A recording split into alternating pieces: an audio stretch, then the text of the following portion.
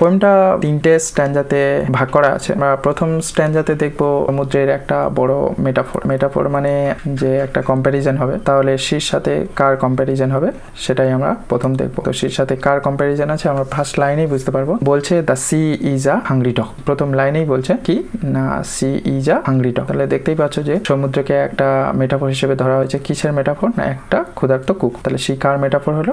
একটা hungry dog. যাই হোক, তাহলে ডগের সাথে তুলনা করা হয়েছে কুকুরের সাথে। এবং আর কি দিয়েছে অ্যাডজেক্টিভ? জায়ান্ট অ্যান্ড গ্রে, বিশাল রকমের, এবং গ্রে ধূসর কালারে। He rolls on the beach all day, তো ও গড়াগড়ি খায় বিচের উপরে সমস্ত দিন জুড়ে। With his clashing teeth and shaggy jaws, এই দুটো অ্যাডজেক্টিভ আছে। টিথের জন্য ক্লাসিং আছে এবং জয়ের জন্য শ্যাগি আছে। তো এই দুটো আমরা যদি বুঝি, ক্লাসিং টিথ ক্লাস মানে কি?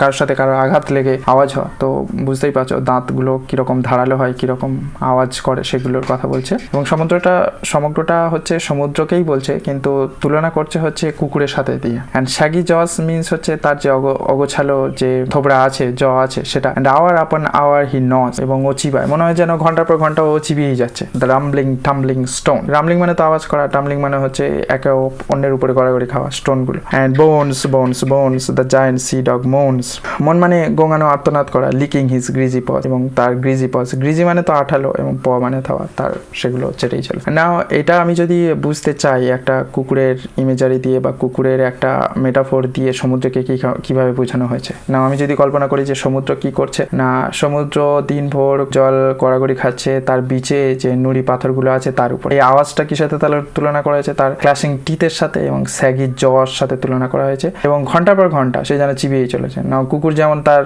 হাড়গুলোকে নিয়ে চিবিয়েই চলে, এ তেমন করে সমুদ্রে কি করছে? জলগুলো নিয়ে উছলে পড়ছে, কোথায়? বিচে উছলে পড়ছে, এবং সেখানে যে নুড়ি পাথরগুলো আছে সেগুলোর গায়ে ধাক্কা দিচ্ছে, এবং এই আওয়াজটা হচ্ছে। এবং দ্য জায়ান্ট সি ডগ, তো ওই যে বিশাল বড় সমুদ্র যে কল্পনা করা হয়েছে সমুদ্র যে কুকুরের সাথে, সে কি করছে? মন করছে, তার এই আওয়াজটাকে মন বলা হয়। এবং তার গ্রিজি পজটাকে যেন চেটেই চলেছে, লিক করেই চলেছে। সেকেন্ডটাতে কি আছে? And when the night wind roars, তো এখানে গর্জনের কথা বলা হয়। দ্য নাইট উইন্ড, রাত্রিতে যে বাতাস আছে সে যখন গর্জন করে। And the moon rocks in the stormy cloud, he bounds to his feet and snaps and snips, shaking his wet sides over the cliffs and howls and hollows long and loud. And next পার্টে কি হচ্ছে?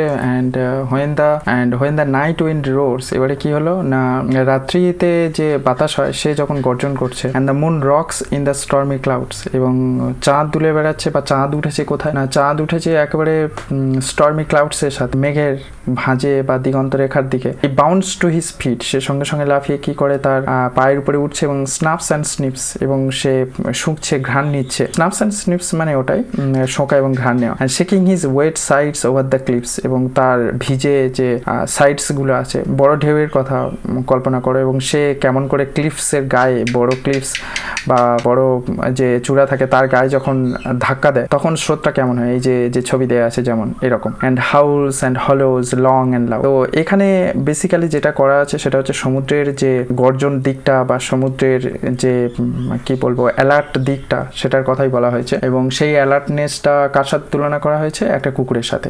রাত্রিতে কি করে?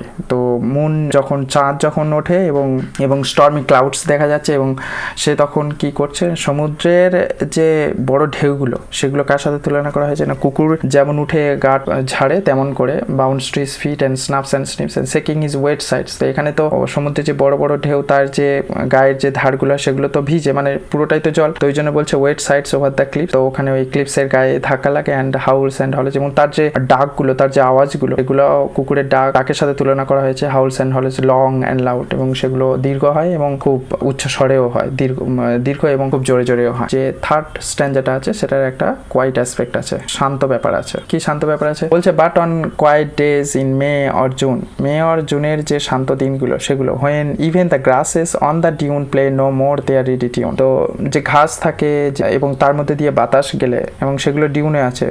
Dune means আর কিছুই নয়, ঢিপি, বালি ঢিপি। তো সেখান থেকে তোমার যে ঘাসগুলো থাকে তার মধ্যে দিয়ে যখন বাতাস যায় তখন একটা শব্দ হয়, সেটাকে রেডি টিউন বলা হয়। ইভেন সেটাও শোনা যায় না। With his head between his pause he lies on the Sandy শোর, তো তখন কি করে সমুদ্র? তখন কি করে? যেহেতু কুকুরের মাধ্যমেই বোঝানো হয়েছে যে তার পজ, তার থাবা পাগুলোর মধ্যে দিয়ে সে কি করে তার মাথাটা রেখে দেয় আর দিয়ে সে স্যান্ডি শোরের উপরে শুয়ে থাকে। সো কোয়াইট হি স্ক্যারসলি স্নোরস। তো তার যে সে ফোঁস আওয়াজ বা নাকের মধ্যে দিয়ে যে শ্বাস যাওয়ার যে শব্দ ইভেন সেটাও শোনা যায় না। স্ক্যারসলি মানে ভীষণই অল্প, এতটাই শান্ত থাকে।